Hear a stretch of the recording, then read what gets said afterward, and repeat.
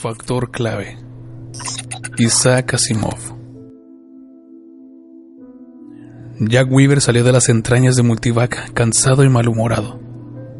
¿Nada?, le preguntó Todd Nemerson desde el taburete donde mantenía su guardia permanente. Nada, contestó Weaver. Nada. Nadie puede descubrir qué pasa, excepto que no funciona, querrás decir. Tú no eres de gran ayuda ahí sentado. Estoy pensando. Weaver entreabrió una comisura de la boca mostrando un colmillo. Nemerson se removió con impaciencia en el taburete. ¿Por qué no? Hay 6 equipos de técnicos en informática merodeando por los corredores de Multivac. No han obtenido ningún resultado en 3 días. No puedes dedicar a una persona a pensar. No es cuestión de pensar. Tenemos que buscar. Hay un relé atascado en alguna parte. No es tan simple, Jack. ¿Quién dice que sea simple? ¿Sabes cuántos millones de relés hay aquí? Eso no importa. Si solo fuera un relé, Multivac tendría circuitos alternativos, dispositivos para localizar el fallo y capacidad para reparar o sustituir la pieza defectuosa. El problema es que Multivac no solo no responde a la pregunta original, sino que se niega a decirnos cuál es el problema, y entre tanto cundirá el pánico en todas las ciudades si no hacemos algo. La economía mundial depende de Multivac, y todo el mundo lo sabe. Yo también lo sé, pero ¿qué se puede hacer? Te lo he dicho, pensar. Sin duda hemos pasado por alto algo. Mira, Jack, durante 100 años los genios de la informática se han dedicado a hacer a Multivac cada vez más complejo. Ahora puede hacer de todo, incluso hablar y escuchar. Es casi tan complejo como el cerebro humano.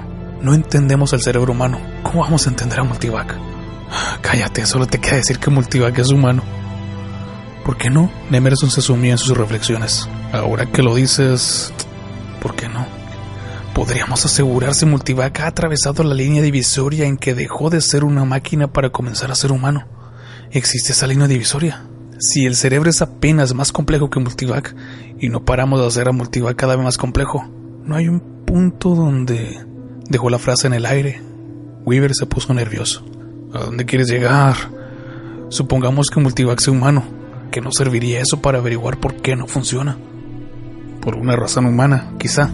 Supongamos que te preguntara a ti el precio más probable del trigo en el próximo verano y no contestaras. ¿Por qué no contestarías? Porque no lo sé. Pero Multivac lo sabría. Le hemos dado todos los factores. Puede analizar los futuros del clima, de la política y de la economía. Sabemos que puede. Lo ha hecho antes. De acuerdo. Supongamos que yo te hiciera la pregunta y que tú conocieras la respuesta, pero no me contestaras. ¿Por qué?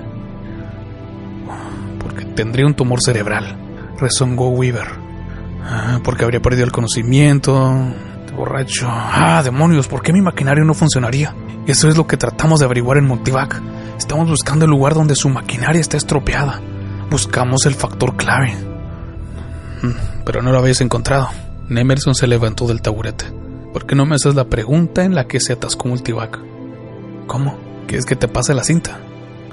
Vamos ya, acaso en la pregunta con toda la charla previa que le das a Multivac. ¿Por qué le hablas, no? Tengo que hacerlo, es terapia. Nemerson asintió la cabeza. Sí, de eso se trata, de terapia. Esa es la versión oficial. Hablamos con él para fingir que es un ser humano, con el objeto de no volvernos neuróticos por tener una máquina que sabe muchísimo más que nosotros. Convertimos a un espantoso monstruo de metal en una imagen paternal y protectora. ¿Quieres decirlo así? Bien, está mal y lo sabes. Un ordenador tan complejo como Multivac debe de hablar y escuchar para ser eficaz. No basta con insertarle y sacarle puntitos codificados. En un cierto nivel de complejidad, Multivac debe de parecer humano porque por Dios que es humano. Vamos, Jack, hazme la pregunta. Quiero ver cómo reacciono. Jack Weaver se sonrojó. Esto es una tontería. Vamos, hazlo. Weaver estaba tan deprimido y desesperado que accedió. A regañadientes fingió que insertaba el programa en Multivac y le habló del modo habitual. Comentó los datos más recientes sobre los disturbios rurales. Habló de la nueva ecuación que describía las contorsiones de las corrientes de aire. Sermoneó respecto a la constante solar. Al principio lo hacía de un modo rígido, pero pronto el hábito se impuso y habló con mayor soltura. y cuando terminó de introducir el programa, casi cortó el contacto oprimiendo un interruptor en la cintura de Todd Nemerson. Ya está. Desarrolla eso y danos la respuesta sin demora. Por un instante, Jack Weaver se quedó allí como si sintiera una vez más la excitación de activar la máquina más gigantesca y majestuosa jamás ensamblada por la mente y las manos del hombre. Luego regresó a la realidad y masculló. Bien, se acabó el juego. Al menos ahora sé por qué yo no respondería, dijo Nemerson. Así que vamos a probarlo con Multivac. Lo despejaremos, haremos que los investigadores le quiten las arpas de encima. Meteremos el programa, pero déjame hablar a mí. Solo una vez. Weaver se encogió de hombros y se volvió hacia la pared de control de Multivac, cubierta de cuadrantes y de luces fijas. Lo despejó poco a poco. Uno a uno ordenó a los equipos de técnicos que se fueran. Luego inhaló profundamente y comenzó a cargar el programa en Multivac. Era la 12ª vez que lo hacía. En alguna parte lejana, algún periodista comentaría que lo estaban intentando de nuevo.